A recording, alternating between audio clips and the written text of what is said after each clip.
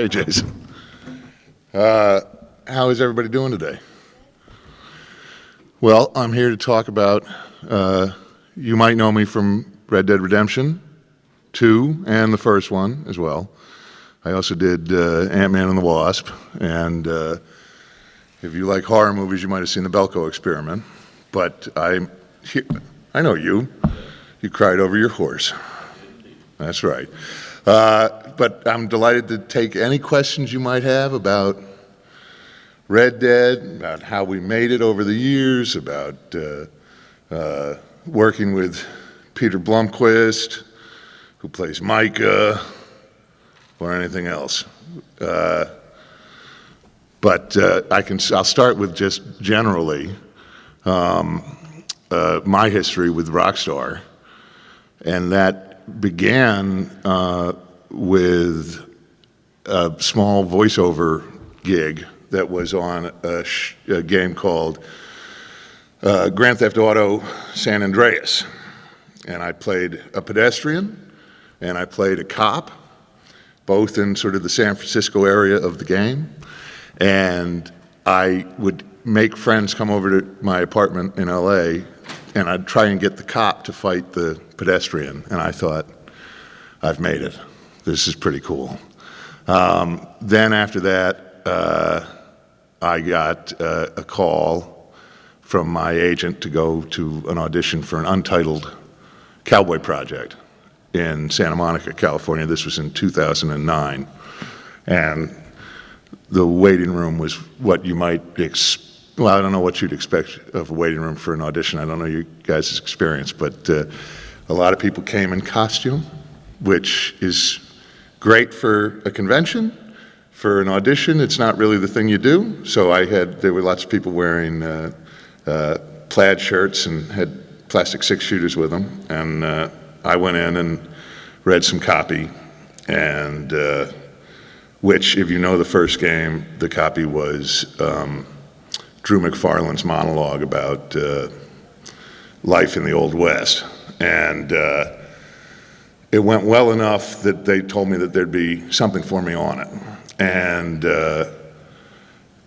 I got a call maybe 4 months later, and I ended up showing up on a performance capture stage, which I knew what motion capture was. I didn't really know what performance capture was. Nobody really at that point knew what performance capture was.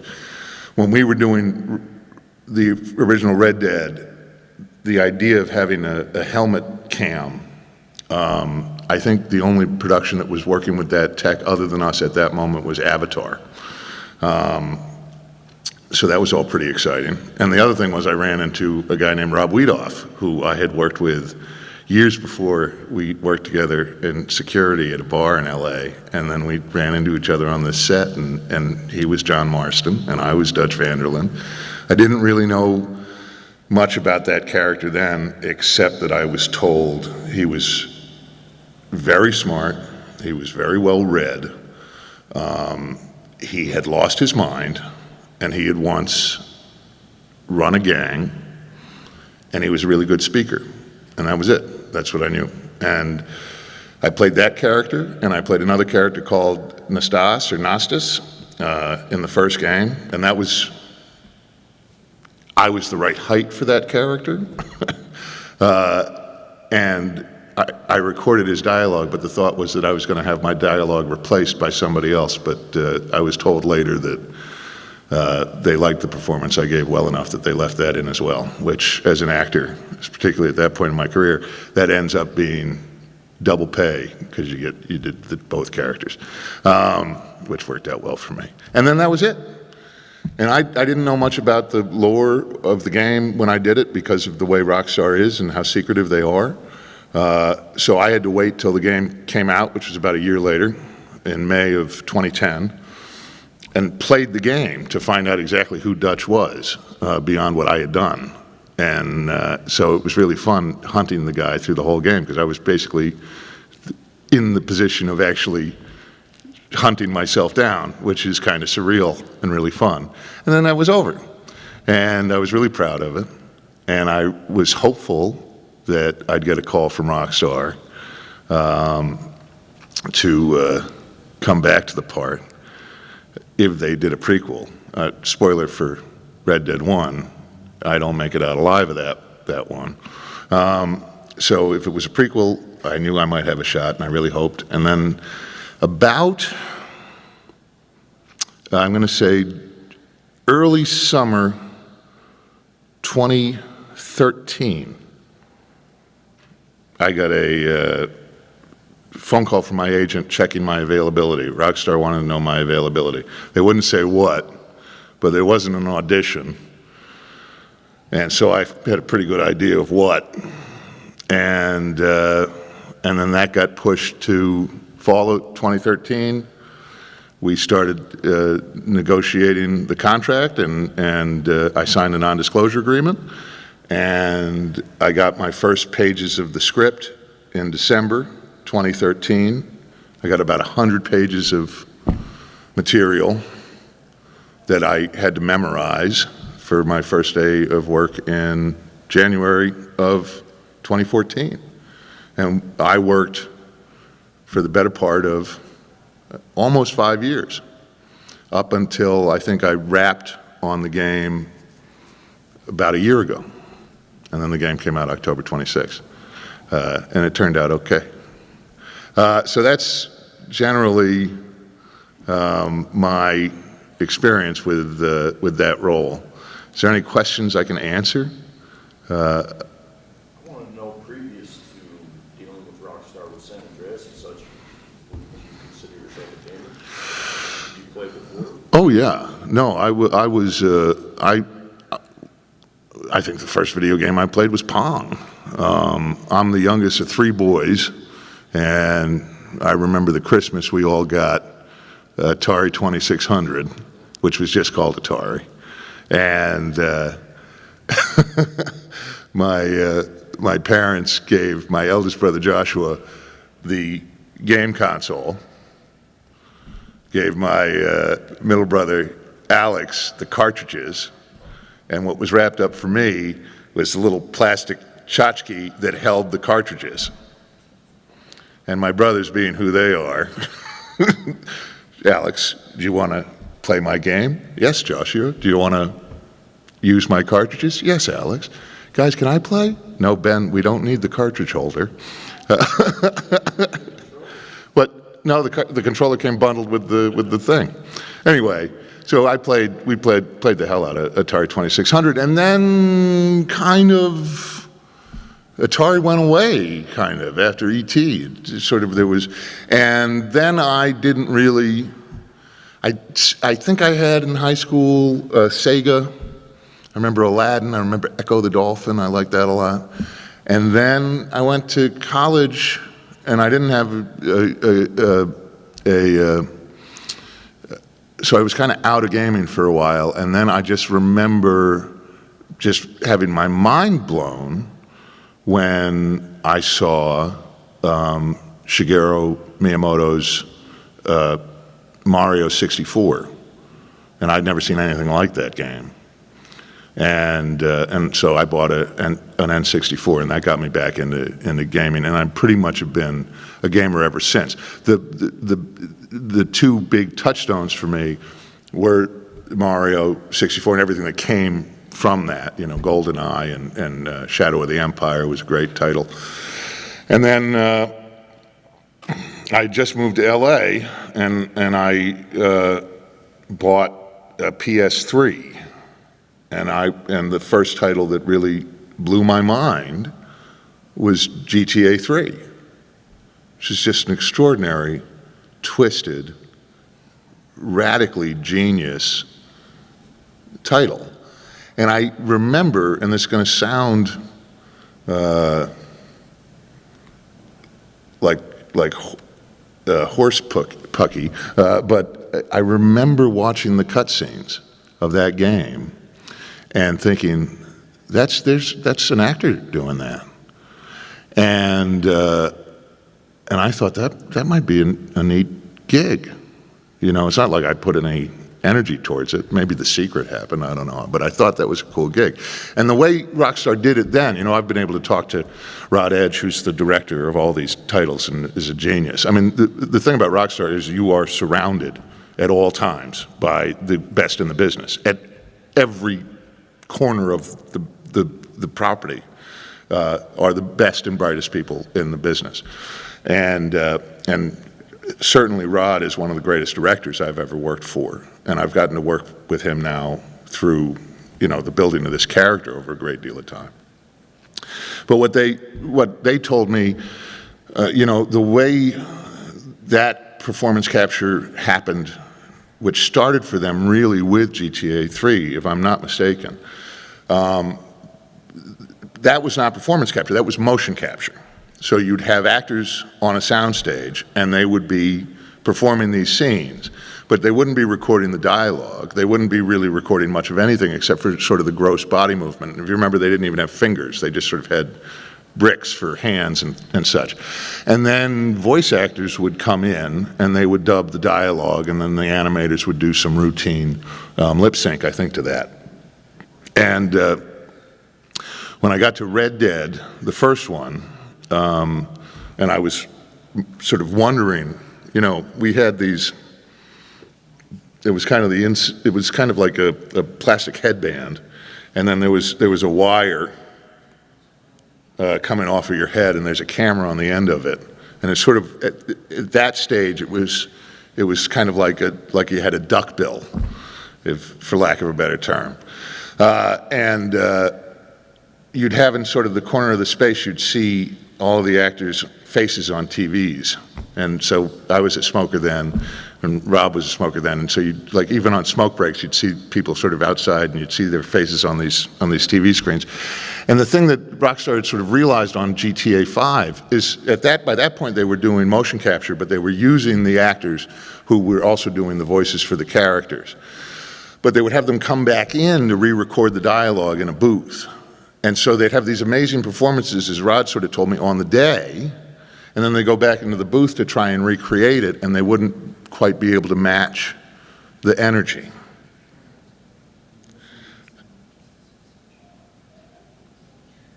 So by putting the technology of the facial capture in line with the performance capture, in line with the motion capture, you were able to get the energy of the day in the game itself. So what we have and now they've mastered it, right? So in Red Dead 1, we had some limits, some real limits, like they couldn't edit within the scenes. So every scene had to be a single take. So every scene that you see every cut scene in Red Dead that you see, that's a single take from top to bottom. The other thing was the volume and the volume, just so that you know, the volume is kind of what you call the performance space. And what makes it a volume is that it is surrounded by infrared cameras that are all over the ceiling and the walls. And those cameras are picking up these highly reflective balls that are all over our suits. And that's giving the computer the telemetry of where all the actors are within the space. But so on the first Red Dead, it was a very sort of tight volume. So I don't know if you guys, has everybody here played Red Dead 1? Which is, okay. So in Red Dead 1, the very first scene I ever did on that game was, it was Dutch shooting out the window of the Blackwater Hotel, where the professor and John are upstairs. And I say, I'm here to kill the both of you. And what may surprise you to learn is, like everything else, that's one take. And so, and it's all on one level. So the build team built kind of like the window frames so that Rob could hide behind the window frame for cover, and gave Rob an eye line to look down here like this. And so Rob's here doing that. I'm 2 feet away from him on the street below, but I'm not really on the street below. I'm right next to him. And my eye line's way up here. So I'm up there shouting to him, and he's shouting down to me, but we're really right next to each other playing cops and robbers with our guns. And whenever I'd pull the trigger, I'd go bang, bang, and that's how it was the funnest gig. But so those all had to be a single take, and if anything got screwed up, you had to start over. So you didn't want to be the one to screw anything up, obviously. By the time we came back to do the second one, the technology had improved enough that we could muff a line in the middle of a scene and not have to throw out the whole scene, which is a relief, because that's in line with how it goes on a film set. Because on a film set, things go sideways, and you don't break, because 9 times out of 10, if something goes wrong, it ends up being useful, because something real will happen. Once everything goes haywire, you get this sort of really sort of human energy, and you'd be amazed to know, and maybe somewhat disappointed to know, how many great moments in a film are accidents. But it is the nature of it. And so now that when we came back to do the second Red Dead, I'd had far more experience on camera than I had when I did the first one, although I had pretty good resume, I think, at that point already. But it was very nice to have it be much closer to the work you do in film. And as an actor, one of the things that I was so, and I remain so excited about with the technology that Rockstar has been developing, is how dedicated they are to telling stories, but how dedicated, in fact, they are to having this technology serve to make the actors' work read, that they're not using this technology to make actors obsolete. They're using this technology to, in fact, make actors be able to reach their full potential on a day's work. And that's to their great credit, because these guys are at the front of moving the industry of popular storytelling forward. Yeah, go ahead, Jared, hit me. With that whole creative process, I gotta ask, as an actor, were you given artwork to look at? I mean, who came up with the look for Dutch? Because they must have had something conceptualized, and then you're looking at it thinking, this is what I'm gonna breathe to life, or was it they heard your voice and gave it some of that? Well, I don't know, and if anybody didn't hear, I was just asked, did I have artwork to base Dutch Vanderlyn on?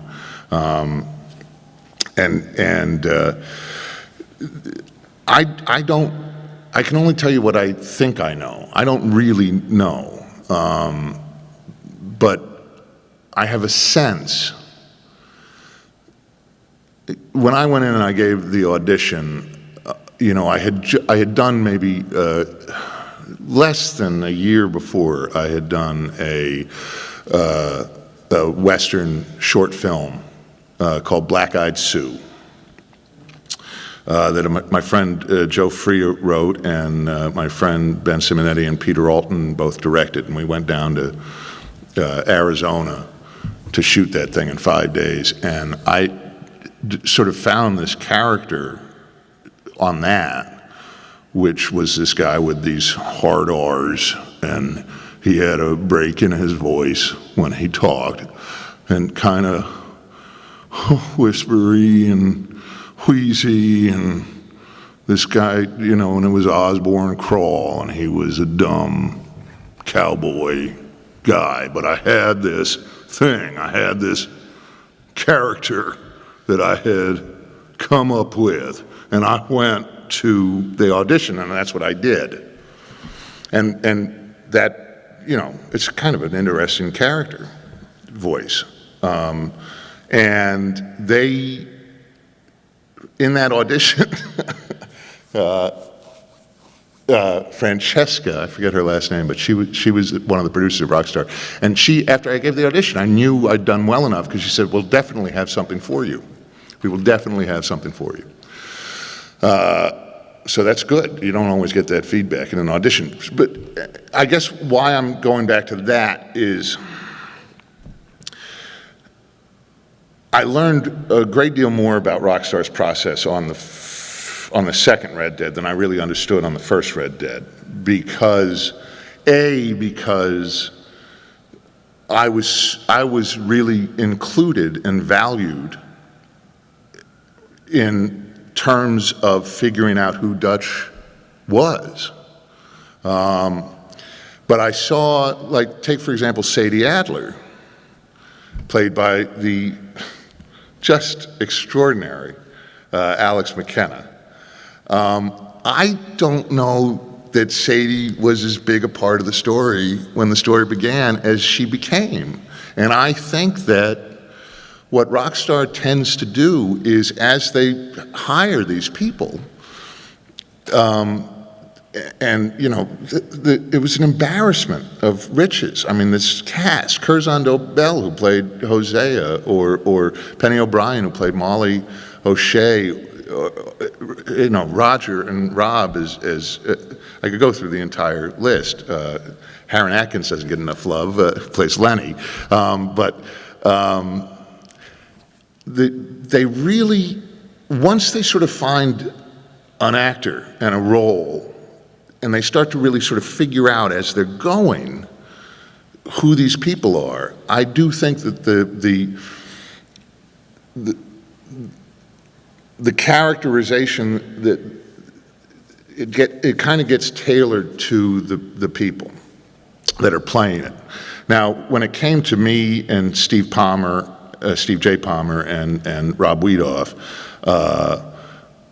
when we returned, they already had these characters established in the first game. So you'll notice if you look at sort of me, I mean, I'm a very different shape and size than Dutch. I'm 6 inches taller than Dutch. I'm stouter than Dutch. But if you look at sort of this triangle, we're pretty much the same. It's my eyes, it's my mouth. And that's so the captured data will match the character. But they couldn't radically alter the design of the character for the prequel. But with characters like Micah Bell, that Micah looks exactly like Peter Blomquist, with the exception of the fact that Micah's got a pot belly and Peter doesn't. And Peter is pretty sore about the fact that Micah has a pot belly. Curzon Dobell looks exactly like Hosea Matthews. Exactly. It's him. And that was kind of I was a bit jealous that it couldn't be exactly like me. I do believe that the very last appearance of Dutch in Red Dead 2, I won't tell you what it is, but if you know what it is, you know what it is. That coat that I'm wearing, I'm pretty sure that's just me. That's one-to-one me, because it's the shape and size that I am. And whether that was of convenience or not, or why that happened, I couldn't tell you. Again, I don't know the answer to all these questions, because I'm this tiny, tiny little piece of this extraordinarily large group of folks. 2,000 actors over 5 years, and I think the number of employees working for the company is just amazing. And there's not one person that was not essential to getting this done. But I can tell you, working with them alongside that group of people, there wasn't anybody there that wasn't giving their heart and soul to make Red Dead the best that we could make it. And we carried that, we treated it as a responsibility. I know I did. I can't think of anybody who didn't. There was an odd actor, a time or two, that would show up that didn't really get it and didn't really put everything into it, and then they wouldn't be back. But for the most part, people got it.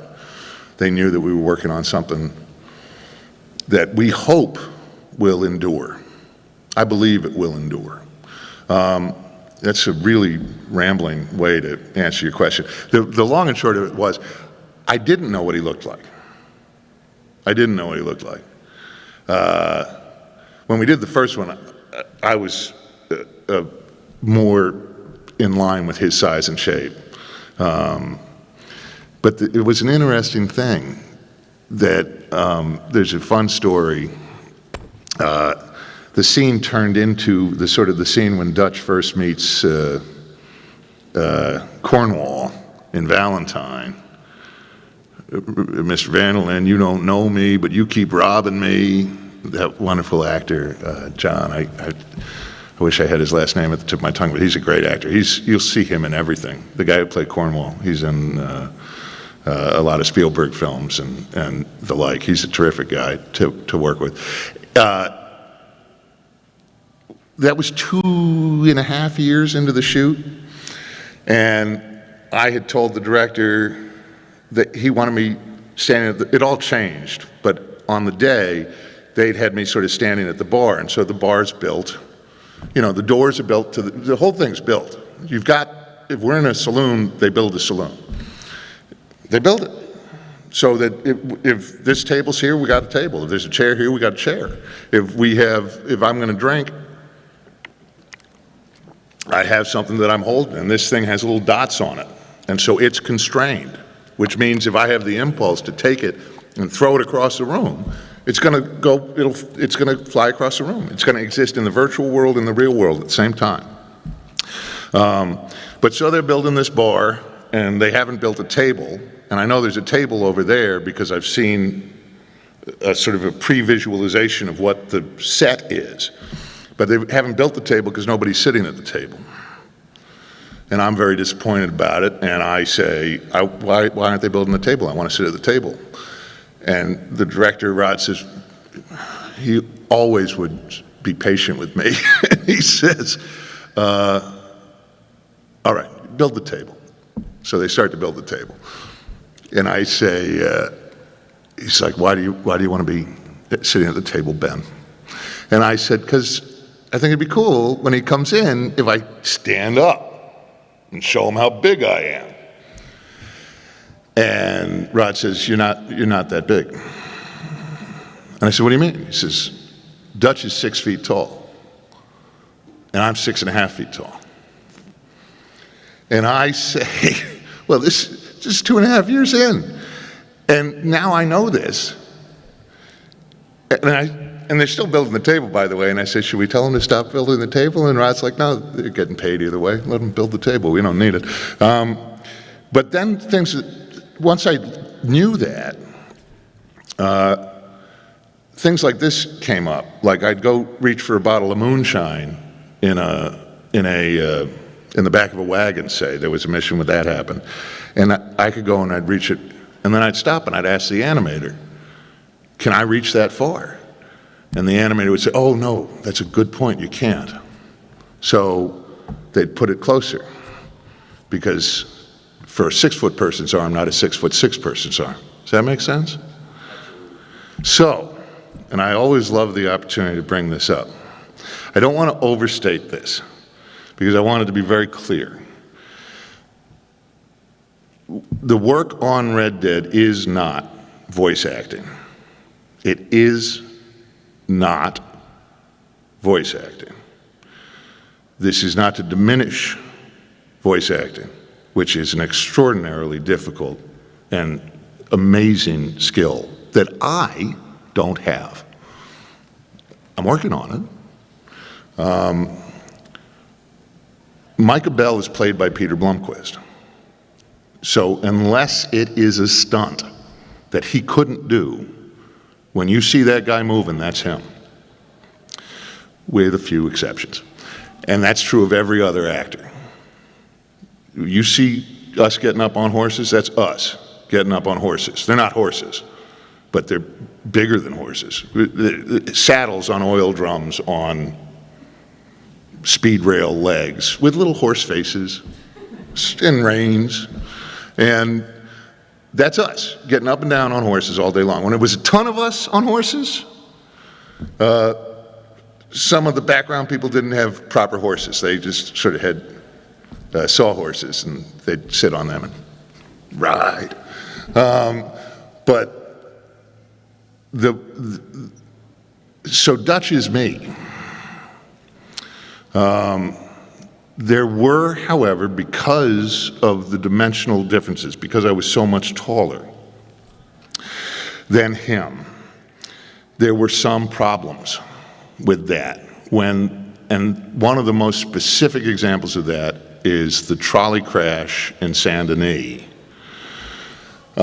It's really, you don't see it that much in the game, and I've played through like specifically trying to see it, and it's just too much happens for you to really see it. But there was an issue because the build team built the trolley crashed on its side for Harron Atkins, who plays Lenny, Roger Clark, Arthur, and me, Dutch, to all of us climb out of the debris of the trolley. The problem is Lenny's the same, Harron's the same size as Lenny, Roger's the same size as Arthur, and I'm a giant and Dutch isn't. And so, in circumstances like that and a few other circumstances, there's a wonderful, and I mean wonderful actor, whose name is Brent Wersner. Brent Wersner, you may have seen, he's got some great gig going on right now. I think he's on the second season of a show that shoots out in LA, so he's out there every once in a while. But Brent, if you ever saw a movie called The Green Room with Patrick Stewart, really intense movie, he's the really scary skinhead neo-Nazi guy in that. He is scary. He's the sweetest guy you're ever gonna wanna meet. But he's exactly the size and exactly the shape of Dutch. So on that day, and this is like, you could teach a theater class on just this, they built the trolley on its side, and Brent and as Dutch and Harron and Roger were all crawling out of it. And then on another corner of the volume, scaled up about 8%, or whatever, you'd have to ask those geniuses, but scaled up exactly to my size, so that now in relationship to the set, I am exactly the same height as Dutch. They've built the same set, essentially. So I'm in a position where I'm crawling through the debris and I can see what Brent is doing naturally looking forward. And we're going through the exact same motions at the exact same time. Does that make sense? You get that? So my grunts, my face, my everything, and even maybe some of my movements are being captured, but they're being gelled to Brent. Now there would be other days, I don't know if I should, well, I'll tell it. Why not? I'll tell it. Don't tell anybody.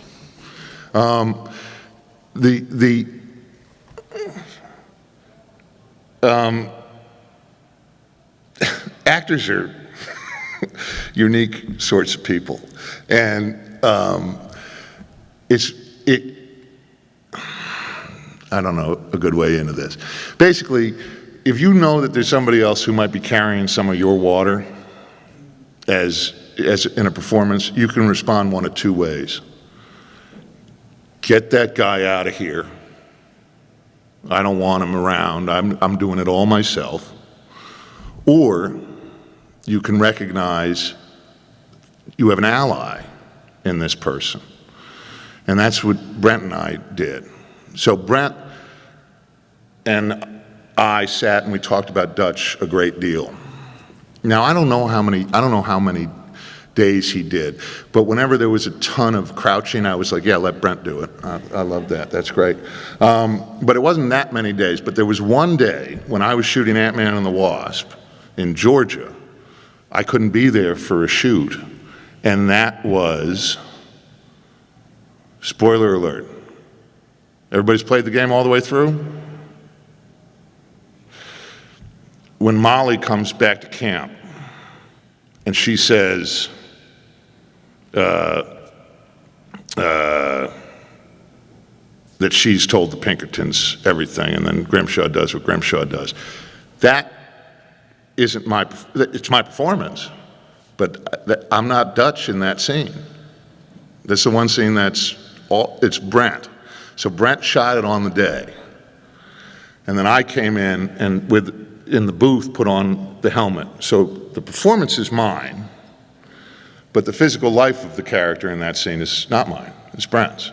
And Brent did an extraordinary job. And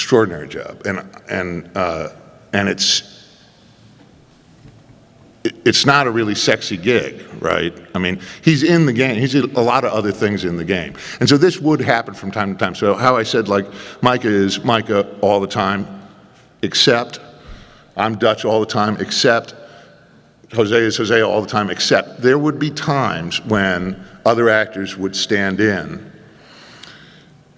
There's one scene where I'm Charles. Me. I played Charles at one point, I played Pearson at one point, and I didn't play him, but just their avatar gets attached to my body for a given scene, and we can capture that. And then later on, Jim Santangeli, who plays Pearson, can come in, put on the helmet, and do the performance on top of the work that I did. Does that make sense? Is that crazy? I mean, the whole stuff it's crazy how cool it is. And and so we would do 3 weeks on, 2 weeks off for the better part of 5 years. And when you're on day 15 of a 3-week shoot, you're dreaming of people wearing spandex with ping pong balls all over. I mean, your entire world becomes these sort of two worlds, because we were occupying two worlds. We were us in the real world acting with each other, in which case Grimshaw looks like Kylie Varanoff and Abigail looks like Callie Elizabeth Moore. But we're also in this virtual world where we don't look like ourselves at all. And it's weird because the actors remember each other as what we actually look like. The animators remember us all as what we look like the bulk of the time that they're working with us, which is not at all what any of us really look like. But you're living in both of those sort of worlds simultaneously, and you start to wrap your head around things. Like they could split the volumes into two. They could do amazing things. I don't know how to describe this. It's one volume, but they could make it 2 volumes, and they could make it 3 volumes. So, like a left channel, right channel. Sort of like a left channel, right channel. Think of it like this. The horses weren't really horses. The horses were giant oil barrels with saddles on them. There's a scene where Dutch is walking next to somebody who's riding a horse, and they're walking. I don't know if it's in the game or not. I can't pinpoint when it happened, but I just remember the day we shot it. And Dutch is walking alongside 3 guys on horseback that are riding on horseback. And what they did was they split the volume into 2. So one volume were the 3 people on horseback. I wonder if this is going to make sense to you guys. If I can do it, I'll feel very proud of myself. One volume. There's only one volume in the real world. In the virtual world, they've made 2 volumes out of the same space. In one of those volumes are 3 people sitting on horses. In the other volume, which is the same space, so those 3 horses are basically looking this way. Let's say this room is the volume. They're looking this way. In the other volume is me walking. And I'm walking alongside one of the build team guys, and the build team guy has a broom handle, and on the end of a broom handle is a little dot. And I'm looking at that dot, and I'm talking to that dot as I walk along barking orders to this guy about what has to happen. And that's my volume. Now, so I'm walking, but I'm physically walking right in front of these three guys on horseback. Are we clear so far? Okay, here's where this is what's going to blow your mind. The dot on the guy on the front horse's head, one of the ping pong balls is on the top of his helmet. On that volume, on the second volume, that dot is connected to the top of the broom handle. So we can see the playback in real time of me talking to the broom handle, but what the broom handle really is it's dragging the guy on the horse alongside of me. Are you guys with me so far? This, pardon my French, shit happened every day. Your mind was blown on the daily. And you started to,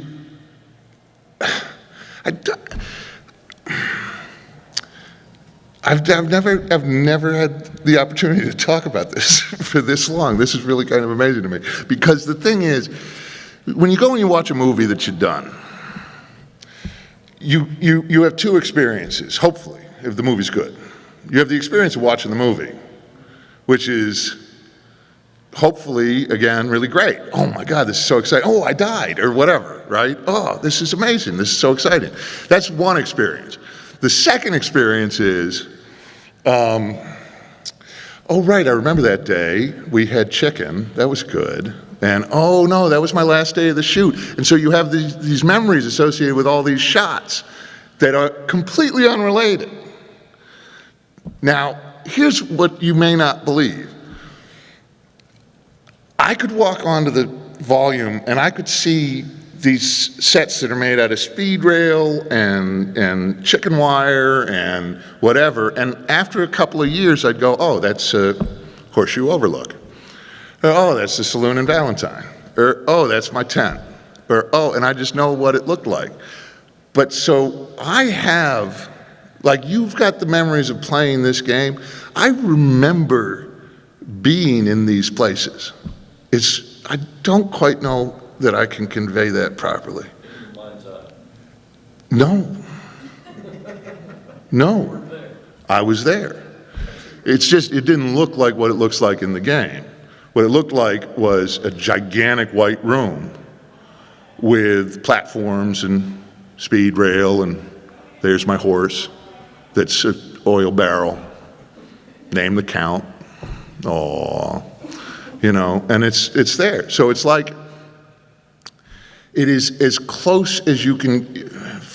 One of the things that as an actor you have to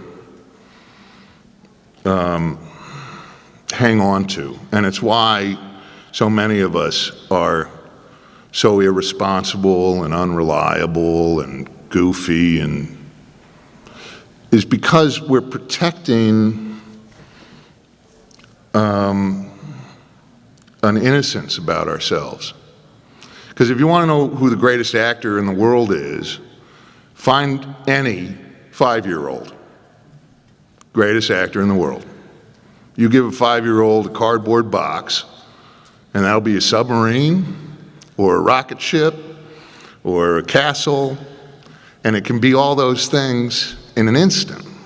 And that's, you know, that's kind of what we have to do. But in terms of the world of, in terms of making Red Dead, it's as close to that as you're ever gonna get. Because there we are. And it's like, okay, so this piece of wood wrapped in chicken wire, you hold that up, that's a lantern, and it's emitting light. And we walk around and we make believe. We play pretend for 12 hours a day, and then 8 months later, you see what that looks like, and what you imagined, there it is. But I still remember it when it was the chicken wire and the piece of wood. So that's what I sort of see when I remember Valentine, and that's what I sort of see. And it's crazy, right? The first time I went through that experience was with the first Red Dead, and me and Rob and Rod, our director, we did that scene on the cliff when the last scene of Dutch's life. And they gave me everything I needed to know. And I knew what to ask, mostly. I knew that I was injured. I didn't know why. I still don't know why. They didn't really answer that. Maybe because of a ricochet off of the Gatling gun or something. I knew I was high up. I knew it was way down this cliff. The one thing I didn't ask was, what was the temperature? I had no idea how cold it was. And so when I saw the scene, I was like, oh my God, I thought it was like in the desert. I had no idea it was snowy or anything like that. When we came back for the second one, I knew to ask those questions, but B, the animators and the directors knew to tell us. And the environment was so much richer, so that we would know if we were in a swamp, you'd deal with an insect or something, or if we were cold, and there would be sometimes when we were in deep enough snow that they'd want to put weights around our ankles so that we could be weighted down on the snow, which I wouldn't allow because I'm a freaking proud actor, and I'm like, I can do it anyway. I'm also kind of a jerk sometimes. But the other thing they would do for some of the snow is that they'd build out sections of cardboard boxes so that we could step on the cardboard box and then it would drop, and that would be like the crust of the snow breaking. And I mean, those winter scenes at the beginning of that thing, it's unbelievable. I mean, it's unbelievable. Oh, God, I'm on a tear. The other thing to keep in mind, going back to the conversation about the differences in the sort of tech, like on the first one, the volume was smaller, everything had to be done in one take. But the other thing you'll notice is there's no more than 3 or 4 people in a scene, because that's about all the data that they could manage. There's scenes in Red Dead Redemption where you have 15 or 16 principal actors acting in that scene, and they're all there. Like if you think of the opening of the game in Coulter, the door to the empty church, I think it is, opens. Thank you. And Curzon Dobell comes through with his lantern, which is chicken wire with a wooden handle.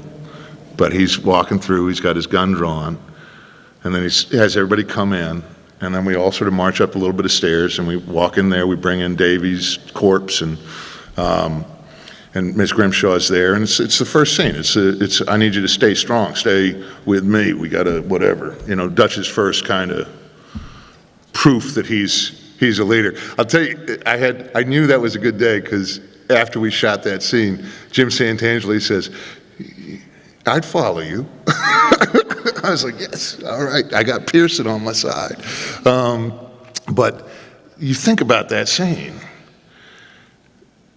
There are 15 of us in that scene. We are all on that set. When those chairs are getting moved, that's a piece of speed rail that's being picked up and put. Everything that everybody connects with, everything that everybody touches, it's there. The coins that get put on Davy's eyes, coins were put on the actor that was standing in for Davy. And we shot that whole scene in one take.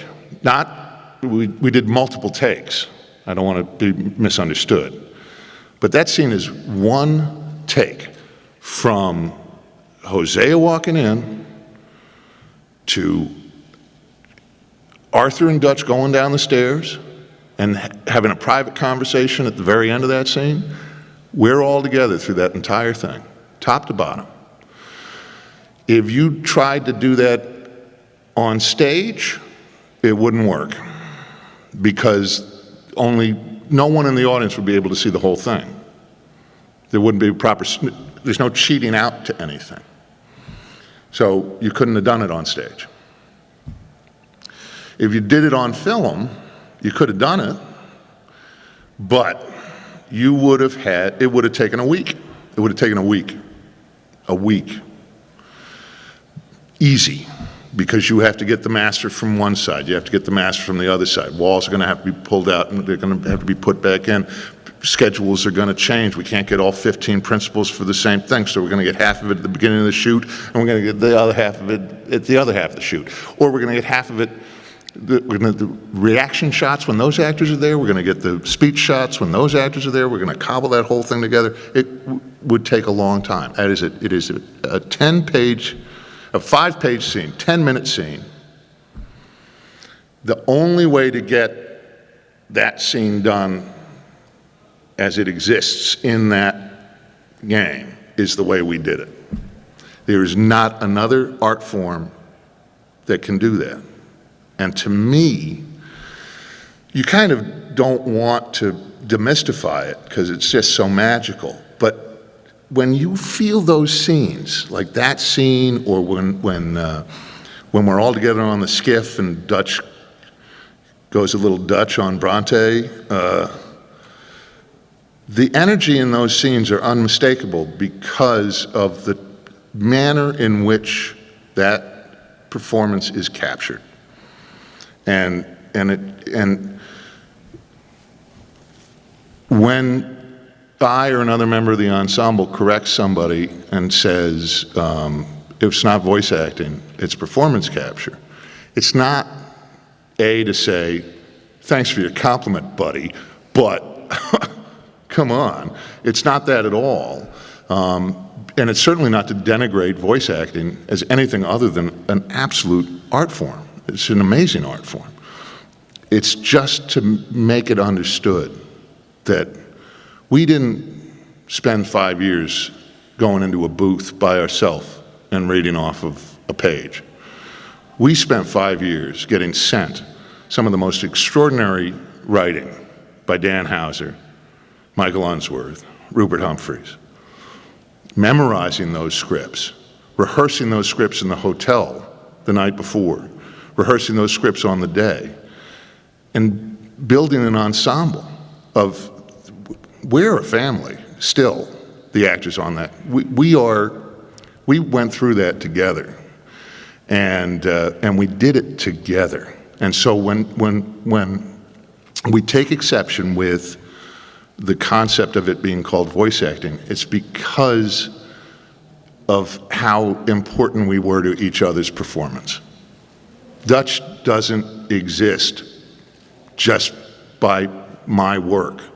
Dutch exists because I got to work with Curzon Dobell, because I got to work with Jim Peary, who played Angelo Bronte, because my scene partner for 99% of the work I did is one of the best actors I've ever been lucky enough to have as a scene partner, Roger Clark, as Arthur Morgan. We relied on each other to tell this story, and we did it together. And so whenever you hear any of us correct, no, not voice acting, performance capture, really what we're correcting is we're saying we weren't alone, and you can feel it. And when you go and you walk around that camp, that's us, and I get to play the game now, and I get to reminisce. It feels like being in the green room, wondering, what is it, Taco Tuesdays, or what's lunch gonna be today? Is there any question? Is there any corner? I've got just a little bit of time left. Yeah, go ahead. Well, okay, so I have a couple friends. They love Rented. Yeah. And they love your character. Well, I personally. These are very smart friends. Yeah. I personally haven't finished the game yet because it's so time consuming and stuff. I'm sorry. So, some would call that a value. But I was wondering if you could, I could record you saying something for them since they're not here. I don't think I'm allowed to do that because you can. I'll tell you what. If there's any question that comes up that I haven't answered, right after this, I'm going to go straight downstairs to my table, and we can talk about that down there. But I'm sure we can figure that out. I can't just do that because of rules that I'm not really in charge of. What are their names, though? Matt, Tamor, Adriel, just. Matt, Tamor, and Adriel. Well, if this video ever goes anywhere, you'll at least have that. No, you missed it. You missed it, man. You missed it. But I'll be down. You snooze, you lose. But I'll be downstairs at my table for the bulk of the afternoon. So if anything comes up, the one thing though, I've got just a couple of seconds left. So the one last thing I wanted to talk about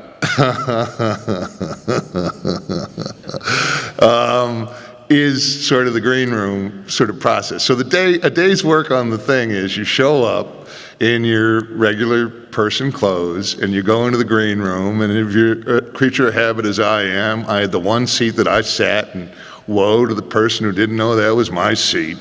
And I would sit there and I'd wait, and then I'd be called in to go put on my tights. And you go and you put on your tights, you put on your jacket, and you zipper yourself in. Don't forget the fly. Put on your cowboy boots. Put on my 6-shooters. No one was allowed to touch my guns. They were my guns. And they were scaled to me. I got really good with them too. Really good. And it looks like it's the animators, but it's us. And there was one scene that got cut that I did the perfect double, and I didn't even look. It's not in there, but I did it.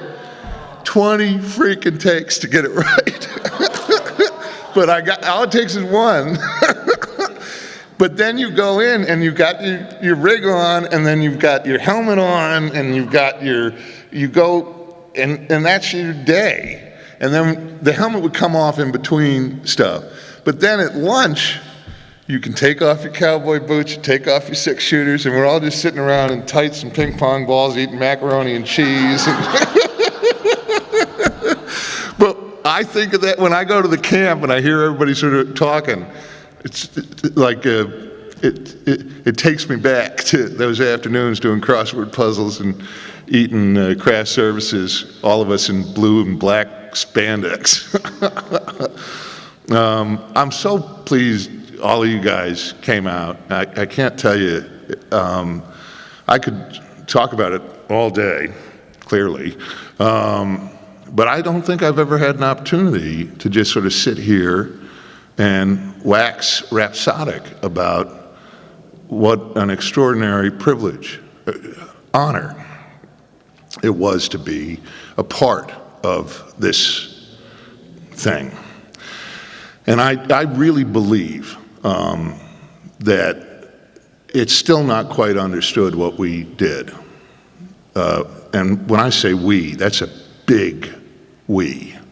But I don't expect I'll ever have a gig again in my life as extraordinary as this one was. So it's a real honor to be here representing all of the amazing men and women and everybody that made Red Dead possible. And it's really my honor to be here with all of you guys. So thank you very much for coming out. Thank you. All right. Have a great day. Do I mind saying I have a plan? Do you think I don't have a plan? I have a plan. All right.